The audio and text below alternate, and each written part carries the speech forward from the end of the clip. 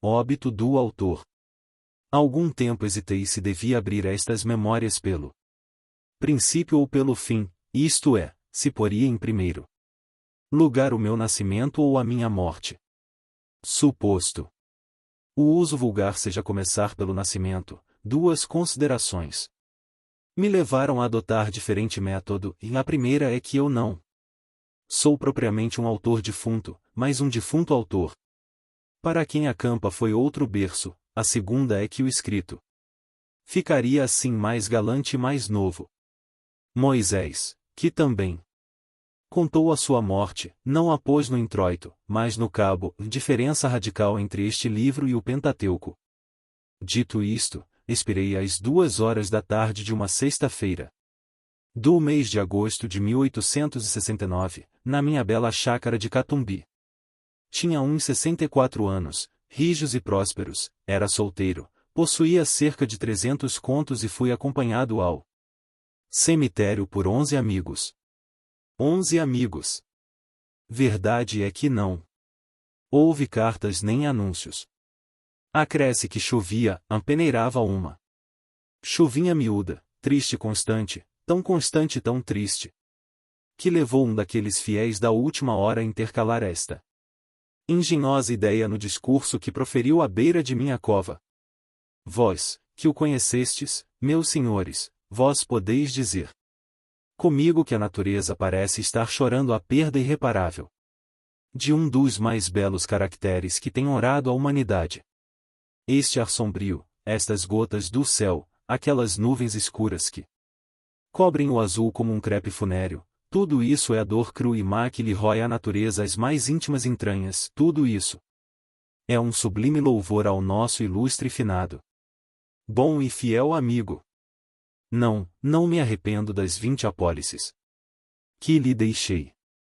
E foi assim que cheguei à cláusula dos meus dias. Foi assim que me encaminhei para um Discovery Country de Hamlet, sem as ânsias nem as dúvidas do moço príncipe, mas pausado e trôpego como quem se retira à tarde do espetáculo. Tarde e aborrecido.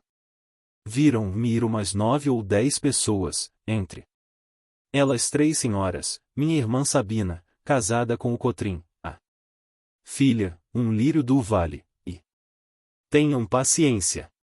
Daqui a pouco lhes direi quem era a terceira senhora. Contentem-se de saber que essa anônima, ainda que não parenta, padeceu mais do que as parentas. É verdade, padeceu mais.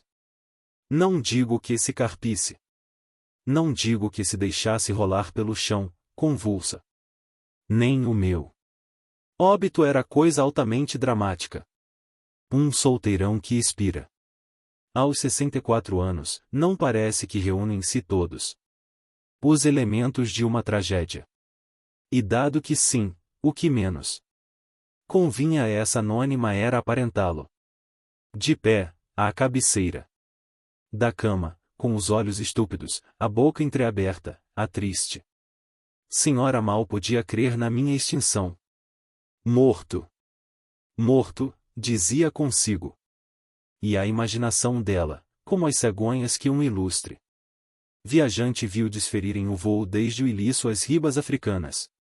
Sem embargo das ruínas e dos tempos, a imaginação dessa senhora também voou por sobre os destroços presentes até as ribas de uma África juvenil. Deixá-la ir, lá iremos mais tarde. Lá iremos quando eu me restituir aos primeiros anos. Agora quero morrer tranquilamente, metodicamente, ouvindo-os soluços das damas, as falas baixas dos homens, a chuva que tamborila nas folhas de tinhorão da chácara, e o som estrídulo de uma navalha que um amolador está afiando lá fora, à porta de um correeiro. Juro-lhes que essa orquestra da morte foi muito menos triste do que podia parecer. De certo ponto em diante, chegou a ser deliciosa. A vida estrebuchava-me no peito, com uns ímpetos de vaga marinha, esvaía-se-me a consciência. Eu descia a imobilidade física e moral, e o corpo fazia-se-me planta, e pedra e lodo, e coisa nenhuma. Morri de uma pneumonia, mas se lhe disser que foi menos a pneumonia do que uma ideia grandiosa e útil, a causa da minha morte, é possível que o leitor me não creia, e todavia é verdade. Vou expor-lhe sumariamente o caso. Julgue-o por si mesmo. 2. O emplasto. Com efeito, um dia de manhã, estando a passear na chácara, pendurou-se-me uma ideia no trapézio que eu tinha no cérebro. Uma vez pendurada, entrou a bracejar, a pernear, a fazer as mais arrojadas cabriolas de volatim, que é possível crer. Eu deixei-me estar a contemplá-la. Súbito, deu um grande salto, estendeu os braços e as pernas, até tomar a forma de um X, decifra-me ou devoro-te. Essa ideia era nada menos que a invenção de um medicamento sublime, um emplastro antipocondríaco, destinado a aliviar a nossa melancólica humanidade. Na petição de privilégio que então redigi, chamei a atenção do governo para esse resultado, verdadeiramente cristão. Todavia, não neguei aos amigos as vantagens pecuniárias que deviam resultar da distribuição de um produto de tamanhos e tão profundos efeitos. Agora, porém, que estou cá do outro lado da vida, posso confessar tudo. O que me influiu principalmente foi o gosto de ver impressas nos jornais, mostradores, folhetos, esquinas, e enfim, nas caixinhas do remédio, estas 3 palavras, emplasto Brás Cubas. Para que negá-lo?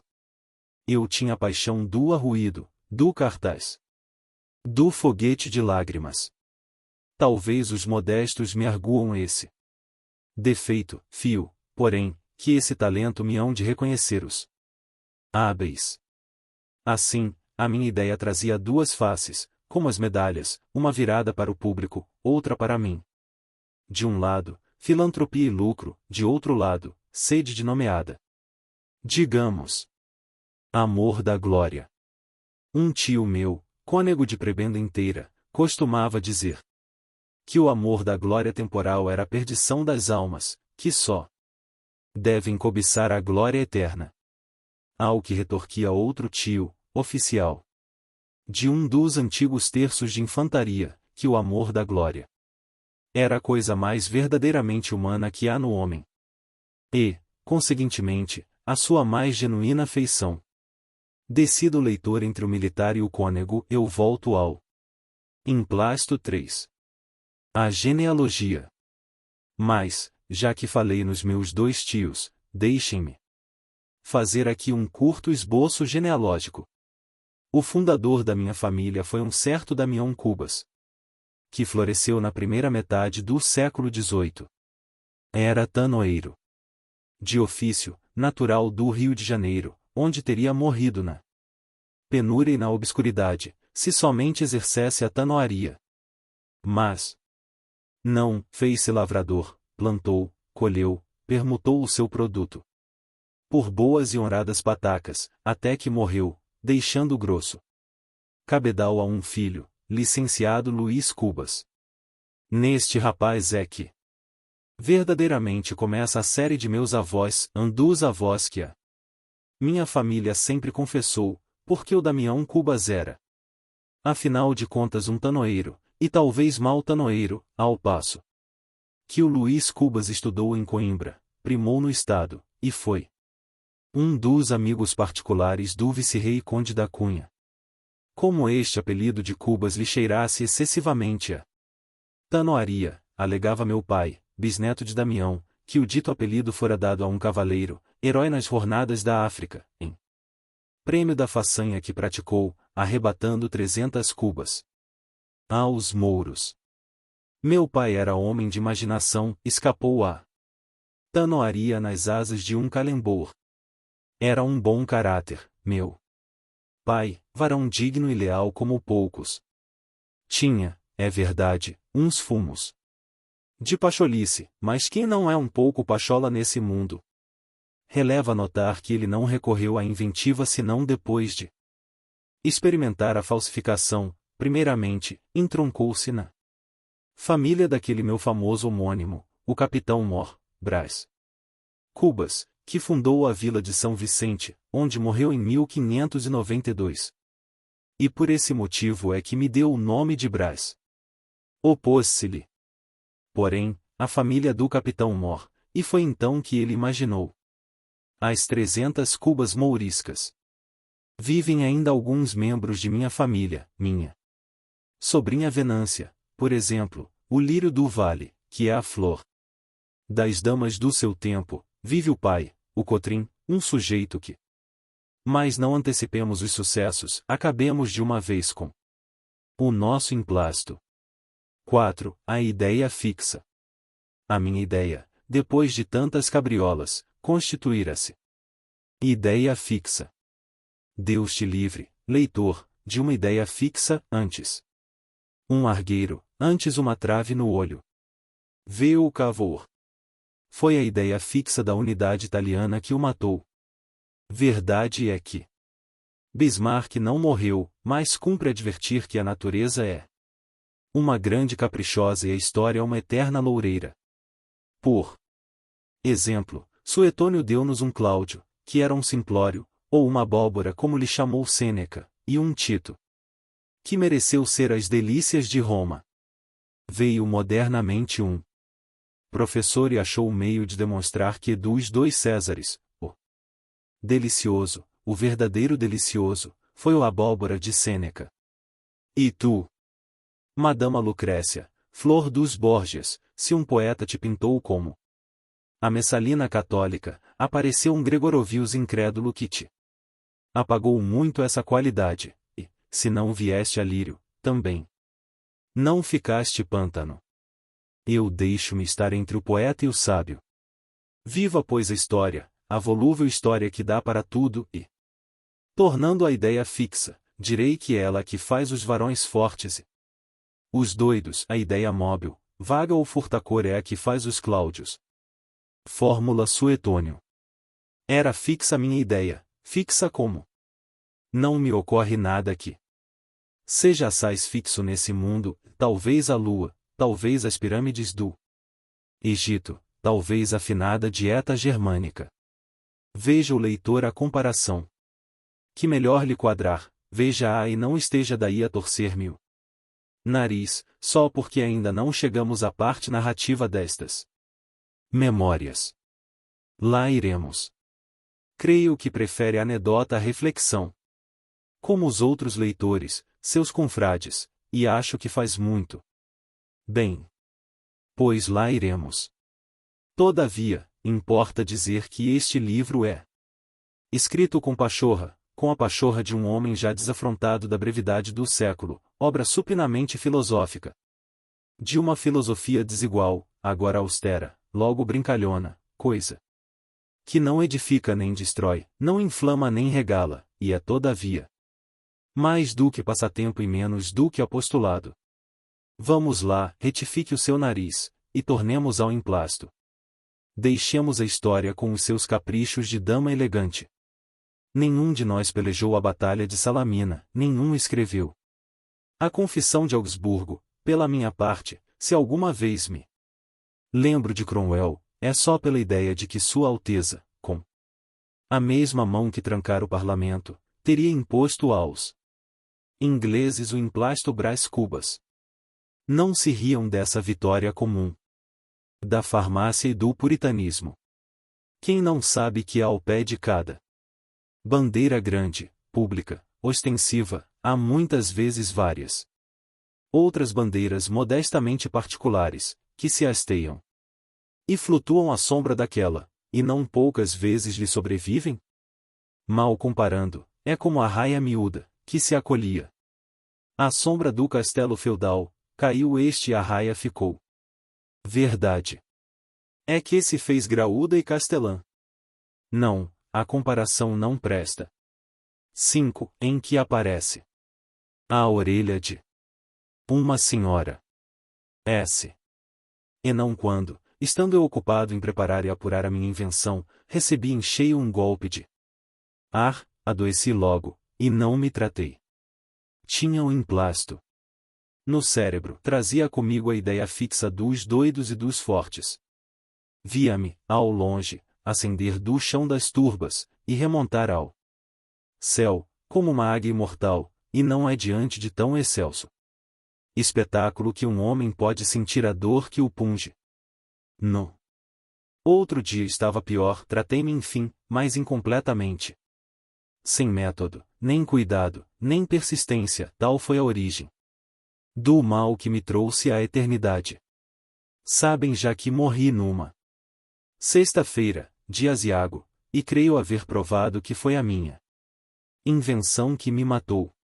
Há demonstrações menos lúcidas e não menos triunfantes. Não era impossível, entretanto, que eu chegasse a galgar o cimo de um século, e a figurar nas folhas públicas, entre macróbios. Tinha saúde e robustez. Suponha-se que, em vez de estar lançando os alicerces de uma invenção farmacêutica, tratava de coligir os elementos de uma instituição política, ou de uma reforma religiosa. Vinha a corrente de ar, que vence em eficácia o cálculo humano, e lá se ia tudo. Assim corre a sorte dos homens. Com esta reflexão me despediu da mulher, não direi mais discreta, mas com certeza mais formosa entre as contemporâneas suas, a anônima do primeiro capítulo, a tal, cuja imaginação à semelhança das cegonhas do Ilício. Tinha então 54 anos, era uma ruína, uma imponente ruína. Imagine o leitor que nos amamos, ela e eu, muitos anos antes, e que um dia, já enfermo, vejo-a assomar à porta da alcova. 6. Ximene, que LEUTDIT? Rodrigue, que LEUT cru? Vejo-a assomar à porta da alcova, pálida, comovida, trajada de preto, e ali ficar durante um minuto, sem ânimo de entrar, ou detida pela presença de um homem que estava comigo. Da cama, onde jazia, contemplei-a. Durante esse tempo, esquecido de lhe dizer nada ou de fazer nenhum gesto. Havia já 2 anos que nos não víamos, e eu via-a agora não qual era, mas qual fora, quais foramos ambos. Porque um Ezequias misterioso fizera recuar o sol até os dias juvenis. Recuou o sol, sacudi todas as misérias, e este punhado de pó, que a morte ia espalhar na eternidade do nada, pôde mais do que o tempo, que é o ministro da morte. Nenhuma água de juventa igualaria ali a simples saudade. Creiam-me, o menos mal é recordar, ninguém se fia da felicidade presente, há nela uma gota da baba de Caim. Corrido o tempo e cessado o espasmo, então sim, então talvez se pode gozar deveras, porque entre uma e outra dessas duas ilusões, melhor é a que se gosta sem doer. Não durou muito a evocação, a realidade dominou logo, o presente expeliu o passado. Talvez eu exponha ao leitor, em algum canto deste livro, a minha teoria das edições humanas. Oh! Que por agora importa saber é que Virgília chamava-se Virgília. Entrou na alcova, firme, com a gravidade que lhe davam as roupas e os anos, e veio até ao meu leito. O estranho levantou-se e saiu. Era um sujeito, que me visitava todos os dias para falar do câmbio, da colonização e da necessidade de desenvolver a viação férrea, nada mais interessante para um moribundo. Saiu. Virgília deixou-se estar de pé, durante algum tempo ficamos a olhar um para o outro, sem articular palavra. Quem diria? De 2 grandes namorados, de 2 paixões sem freio, nada mais. Havia ali, 20 anos depois, havia apenas 2 corações murchos, devastados pela vida e saciados dela, não sei se em igual dose, mas enfim saciados. Virgília tinha agora a beleza da velhice, um ar austero e maternal, estava menos magra do que quando a vi pela última vez, numa festa de São João, na Tijuca, e por quê? Era das que resistem muito, só agora começavam os cabelos escuros a intercalar-se com alguns fios de prata. Anda visitando os defuntos? Disse-lhe eu. Ora, defuntos. Respondeu Virgília com um muxoxo. E depois de me apertar as mãos, ando a ver se ponho os vadios para a rua. Não tinha a carícia lacrimosa de outro tempo, mas a voz era amiga e doce. Sentou-se. Eu estava só, em casa, com um simples enfermeiro, podíamos falar um ao outro, sem perigo. Virgília deu-me longas notícias de fora, narrando-as com graça. Com um certo travo de má língua, que era o sal da palestra, eu, prestes a deixar o mundo, sentia um prazer satânico em mofar dele, em persuadir-me que não deixava nada. Que ideias essas? Interrompeu-me Virgília um tanto zangada. Olhe que não volto mais. Morrer. Todos nós havemos de morrer, basta estarmos vivos. E vendo o relógio.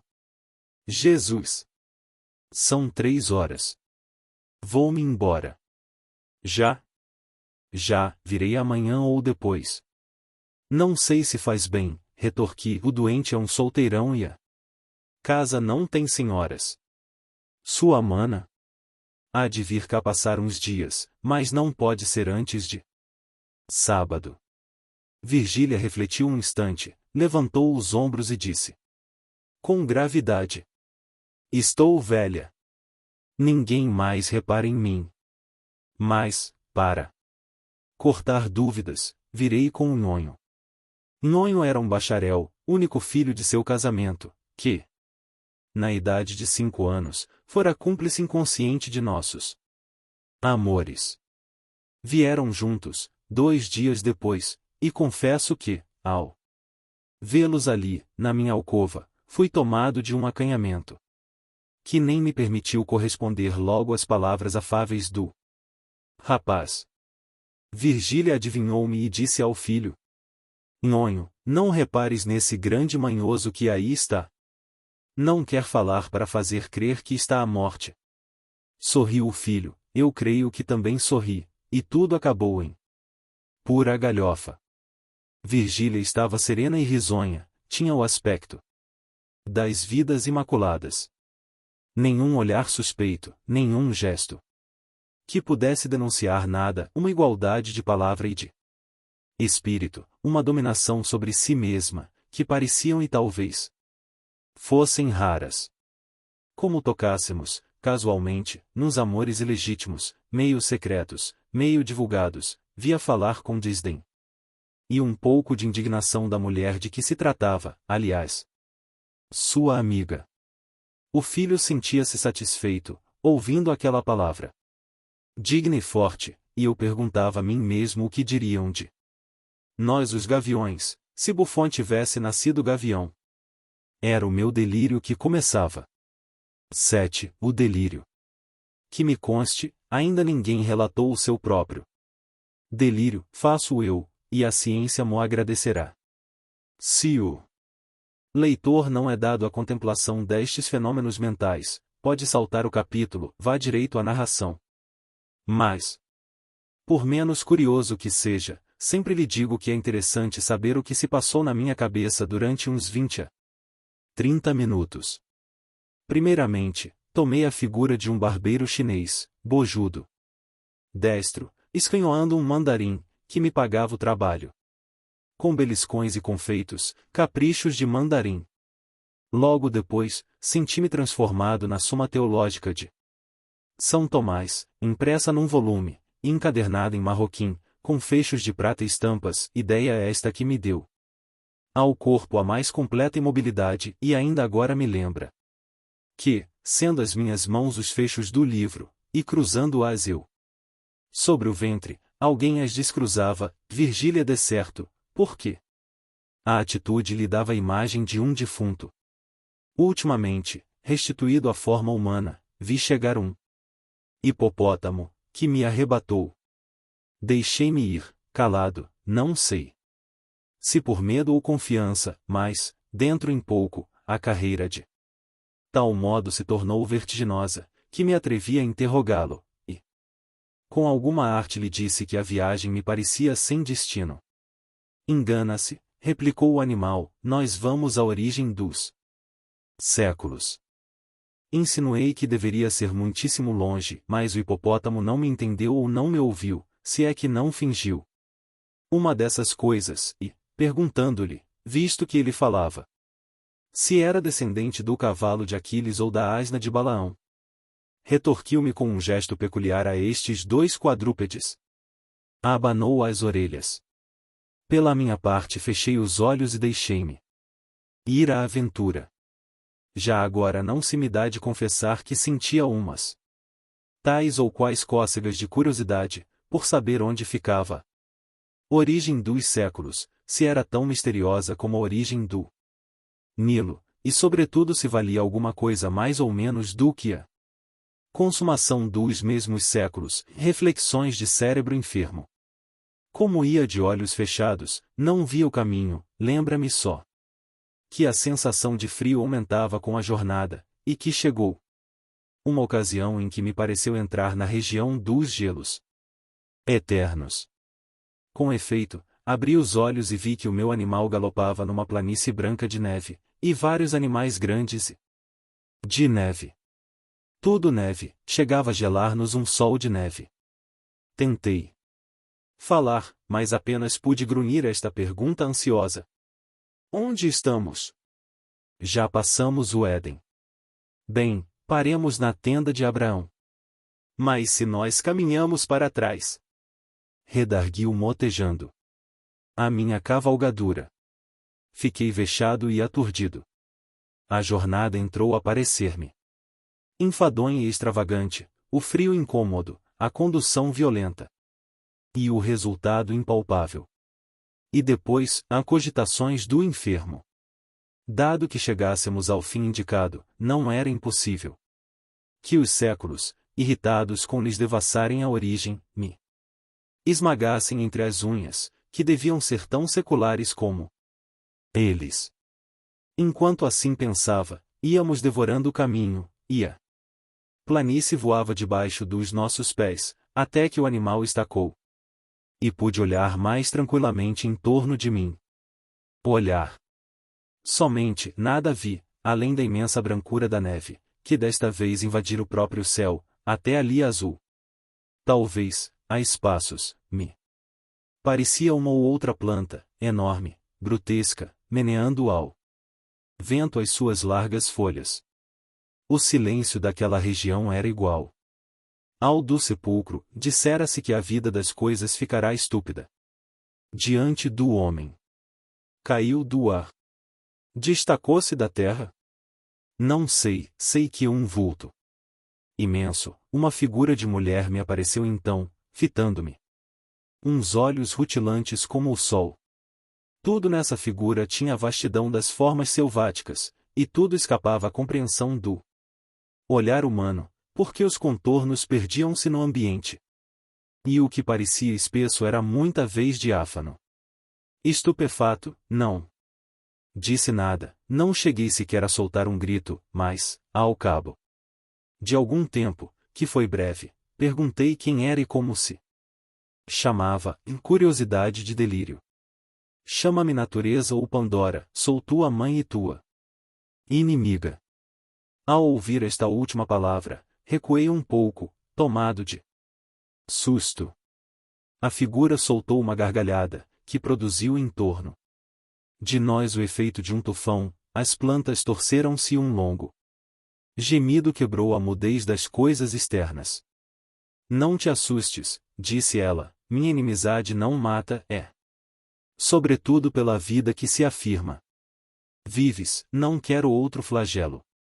Vivo? Perguntei eu, enterrando as unhas nas mãos, como para certificar-me da existência. Sim, verme, tu vives. Não receis perder esse andrajo que é teu orgulho, provarás ainda, por algumas horas, o pão da dor e o vinho da miséria. Vives, agora mesmo que ensandeceste. Vives, e se a tua consciência revolver um instante de sagacidade, tu dirás que queres viver. Dizendo isto, a visão estendeu o braço, segurou-me pelos cabelos e levantou-me ao ar, como se fora uma pluma. Só então pude ver-lhe de perto o rosto, que era enorme. Nada mais quieto.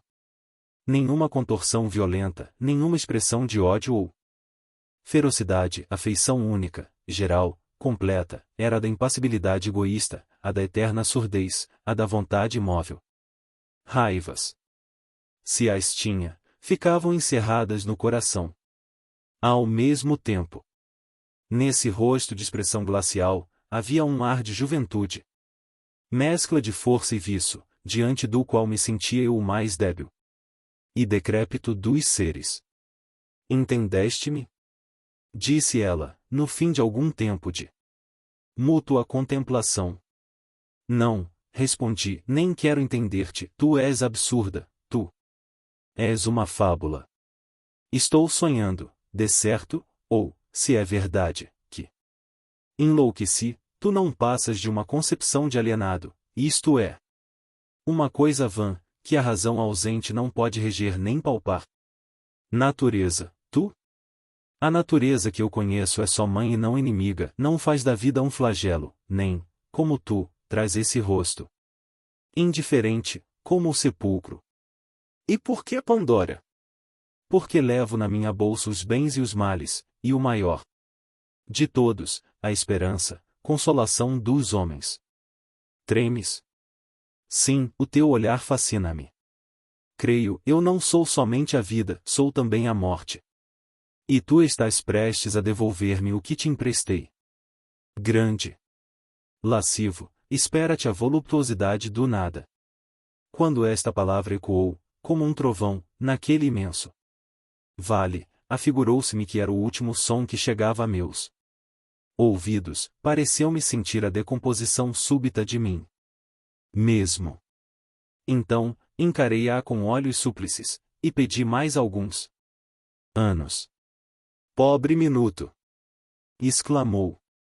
Para que queres tu mais alguns instantes de vida? Para devorar e seres devorado depois? Não. Estás farto do espetáculo e da luta? Conheces de sobejo tudo. O que eu te deparei menos torpe ou menos aflitivo, o alvor do dia, a melancolia da tarde, a quietação da noite, os aspectos da terra, o sono, enfim, o maior benefício das minhas mãos. Que mais queres tu, sublime idiota? Viver somente, não te peço mais nada. Quem me pôs no coração este amor da vida, senão tu? E, se eu amo a vida, por que te has de golpear a ti mesma, matando-me? Porque já não preciso de ti. Não importa ao tempo o minuto que passa, mas o minuto que vem. O minuto que vem é forte, jucundo, supõe trazer em si a eternidade, e traz a morte, e perece como o outro, mas o tempo subsiste. Egoísmo, dizes. Tu? Sim, egoísmo, não tenho outra lei. Egoísmo, conservação. A onça mata o novilho porque o raciocínio da onça é que ela deve viver, e se o novilho é tenro tanto melhor, eis o estatuto universal. Sobe e olha. Isto dizendo, arrebatou-me ao alto de uma montanha. Inclinei os olhos a uma das vertentes, e contemplei, durante um tempo largo, ao longe, através de um nevoeiro, uma coisa única. Imagina tu, leitor, uma redução dos séculos, e um desfilar de todos eles, as raças todas, todas as paixões, o tumulto dos impérios, a guerra dos apetites e dos ódios, a destruição recíproca dos seres e das coisas. Tal era o espetáculo, acerbo e curioso espetáculo. A história do homem e da terra tinha assim uma intensidade que lhe não podiam dar nem a imaginação nem a ciência, porque a ciência é mais lenta e a imaginação mais vaga. Enquanto que o que eu ali via era a condensação viva de todos os tempos. Para descrevê-la seria preciso fixar o relâmpago. Os séculos desfilavam num turbilhão, e, não obstante, porque os olhos do delírio são outros, eu via tudo o que passava diante De mim, flagelos e delícias, desde essa coisa que se chama glória até essa outra que se chama miséria, e vi o amor multiplicando a miséria, e vi a miséria agravando a debilidade. Aí vinham a cobiça que devora, a cólera que inflama, a inveja que baba, e a enxada e a pena, úmidas de suor, e a ambição, a fome, a vaidade, a melancolia, a riqueza, o amor, e todos agitavam o homem, como um chocalho, até destruí-lo, como um farrapo. Eram as formas várias de um mal, que ora mordia a víscera, ora mordia o pensamento, e passeava eternamente as suas vestes de arlequim, em derredor da espécie humana. A dor cedia alguma vez, mas cedia a indiferença, que era um sono sem sonhos, ou ao prazer, que era uma dor bastarda. Então o homem, flagelado e rebelde, corria diante da fatalidade das coisas, atrás de uma figura nebulosa e esquiva, feita de retalhos, um retalho de impalpável, outro de improvável, outro de invisível, cosidos todos a ponto precário, com a agulha da imaginação, e essa figura, nada menos que a quimera da felicidade, ou lhe fugia perpetuamente, ou deixava-se apanhar pela fralda, e o homem a cingia ao peito, e então ela ria, como um escárnio, e sumia-se, como uma ilusão. Ao contemplar tanta calamidade, não pude reter um grito de angústia, que natureza ou Pandora escutou sem protestar. Nem rir, e não sei por que lei de transtorno cerebral, fui eu que me pus a rir, de um riso descompassado e idiota. Tens razão, disse eu, a coisa é divertida e vale a pena. Talvez monótona, mas vale a pena. Quando Jó amaldiçoava o dia em que fora concebido, é porque lhe davam ganas de ver cá de cima o espetáculo. Vamos lá, Pandora, abre o ventre, e digere-me, a coisa é divertida, mas digere-me. A resposta foi compelir-me fortemente a olhar para baixo e a ver os séculos que continuavam a passar, velozes e turbulentos, as gerações que se superpunham às gerações, umas tristes, como os hebreus do cativeiro, outras alegres, como os devassos de Cômodo, e todas elas pontuais na sepultura. Quis fugir, mas uma força misteriosa me retinha os pés, então disse comigo, bem, os séculos vão passando, chegará o meu, e passará também, até o último, que me dará a decifração da eternidade. E fixei os olhos, e continuei a ver as idades, que vinham chegando e passando, já então tranquilo e resoluto, não sei até se alegre. Talvez alegre. Cada século trazia a sua porção de sombra e de luz, de apatia e de combate, de verdade e de erro. E o seu cortejo de sistemas, de ideias novas, de novas ilusões. Cada um deles rebentavam as verduras de uma primavera, e amareleciam depois, para remoçar mais tarde. Ao passo que a vida tinha assim uma regularidade de calendário, fazia-se a história e a civilização, e o homem, nu e desarmado, armava-se e vestia-se, construía o tugúrio e o palácio, a rude aldeia e Tebas de 100 portas, criava a ciência, que perscruta, e a arte que enleva, fazia-se orador, mecânico, filósofo, corria a face do globo, descia ao ventre da terra, subia à esfera das nuvens, colaborando assim na obra misteriosa, com que entretinha a necessidade da vida e a melancolia do desamparo. Meu olhar, enfarado e distraído, viu enfim chegar o século presente, e atrás deles os futuros. Aquele vinha ágil, destro, vibrante, cheio de si. Um pouco difuso, audaz, sabedor, mas ao cabo tão miserável como os primeiros, e assim passou e assim passaram os outros. Com a mesma rapidez e igual monotonia. Redobrei de atenção. Fitei a vista, e enfim ver o último, mas então já a rapidez da marcha era tal, que escapava toda a compreensão. Ao pé dela o relâmpago seria um século. Talvez por isso entraram Os objetos a trocarem-se, uns cresceram, outros minguaram. Outros perderam-se no ambiente, um nevoeiro cobriu tudo. Menos o hipopótamo que ali me trouxera, e que aliás começou a diminuir, a diminuir, a diminuir, até ficar do tamanho de um gato. Era efetivamente um gato. Encarei-o bem, era o meu gato. Sultão, que brincava à porta da alcova, com uma bola de papel.